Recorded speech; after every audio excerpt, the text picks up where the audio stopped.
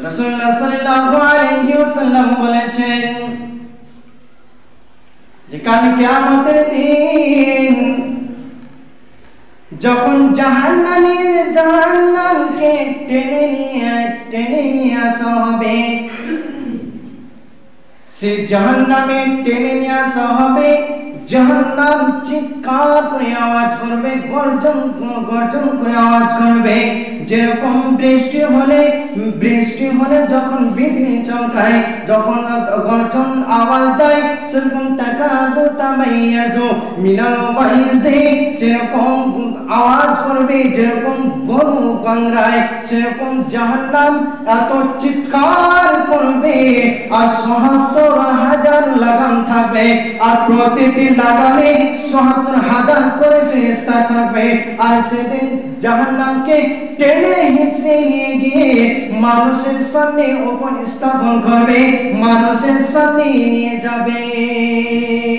তাই আল্লাহ রাব্বুল আলামিন পবিত্র কোরআনুল কারীমের মধ্যে বলছেন, ওয়াজিয়া ইয়াউমাইযিন বিজাহান্নামা ইয়াউমাইযিন ইয়াতাযাক্কারুল ইনসানু ওয়া আন্না লাহু যিকরা। সেদিনের কথা স্মরণ করো যেদিন জাহান্নামকে টেনে হিঁচড়ে নিয়ে গিয়ে মানুষের সামনে উপস্থিত করা হবে, তখন মানুষের চেতনা ফিরবে। সেদিন মানুষকে আল্লাহকে দেখে স্মরণ করবে, সেদিন মানুষ আল্লাহর ভয়ে কাঁপবে। কিন্তু সেদিন সেদিন আল্লাহকে স্মরণ করে, সেদিন আল্লাহকে ভয় করে কোনো লাভ হবে না।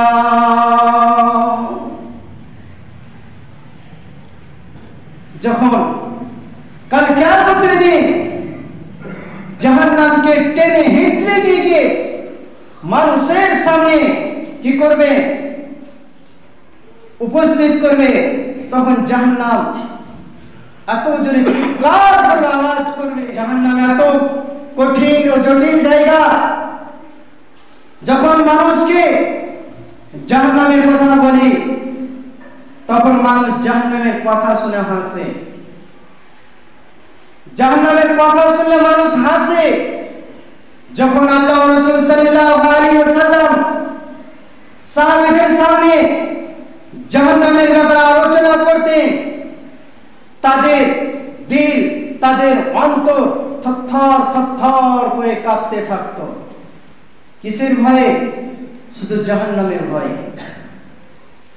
তাই আল্লাহ রাসূল সাল্লাল্লাহু আলাইহি ওয়াসাল্লাম বলেছেন, যখনই তোমরা নামাজ পড়বে, নামাজ পড়ার পরে প্রতি নামাজে প্রতি ওয়াক্তে তোমরা জাহান্নাম থেকে পরিত্রাণ চাইবে। হয়তো মানে কি জানে না, সেই দোয়াটি মুখস্থ করে নেন। আমি বলছি, দোয়াটি মুখস্থ করবেন। আল্লাহুম্মা আজিরনি মিনান নার, আল্লাহুম্মা আজিরনি মিনান নার, আল্লাহুম্মা আজিরনি মিনান নার।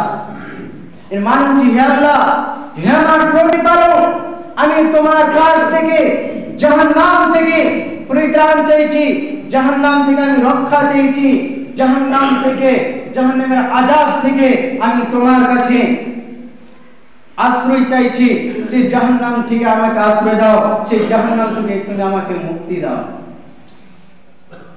কিন্তু আজকে আমরা নামাজ পড়িনি, নামাজ পড়া শেষ হলে আমরা মসজিদ থেকে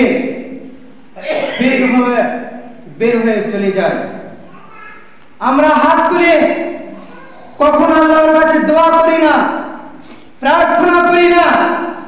আর আল্লাহ রাব্বুল আলামিন বলছেন, উদউনি আস্তাজিব লাকুম, হে আমার বান্দারা, তোরা আমার কাছে প্রার্থনা কর, তোরা আমার কাছে চা, আমি তোদের চাওয়াটাকে কবুল করব, আমি তোদের চাওয়াটাকে মঞ্জুর করব। তোরা গুনাহ করেছিস, তোরা অন্যায় করেছিস, তোরা আমার কাছে ক্ষমা চা, আমি তোদের গুনাহ খাতা মাফ করে দেব। কিন্তু আজকের মুসাল্লি, বর্তমানের মানুষ শুধু সালাম ফিরার অপেক্ষায় থাকে, যে কখন ইমাম সাহেব সালাম ফিরাবে, কখন মসজিদ থেকে বের হয়ে গিয়ে আমরা বিড়ি সিগারেট খাবো, তামাক কচরাবো। এই অপেক্ষায় থাকে। মসজিদে ঢুকতে যতক্ষণ দেরি, বের হতে পারলে হলো, এরকম বর্তমানে মুসল্লি। তাই বলছি যে প্রত্যেক নামাজের পরে জাহান্নাম থেকে পরিত্রাণ চাইবেন। হে আল্লাহ, যতগুলো তোমার বান্দা এই জমার মসজিদ আছে, সকলকে তুমি জাহান্নাম থেকে পরিত্রাণ চাওয়ার তৌফিক দান করুন। সকলে বলুন আমিন। হে আল্লাহ, যারা এই পৃথিবী ছেড়ে, যারা পৃথিবী ত্যাগ করে চলে গেছে, যারা কবরে শুয়ে আছে, যারা এই মাটির তলে শুয়ে আছে, তাদেরকে তুমি জান্নাতবাসী করে দাও। সকলে বলুন আমিন। হে আল্লাহ, যারা হসপিটালে অসুস্থ হয়ে পড়ে আছে, তাদেরকে তুমি সুস্থতা দান করো। সকলে বলুন আমিন। এই বলে আমি আমার বক্তব্য করছি। আমার ভাষার মাধ্যমে, বলার মাধ্যমে যদি কোনো ভুল ত্রুটি হয়ে থাকে, তাহলে আমাকে ধরে দেবেন, আমি পরে শুদ্ধ করে নেব। আসসালামু আলাইকুম।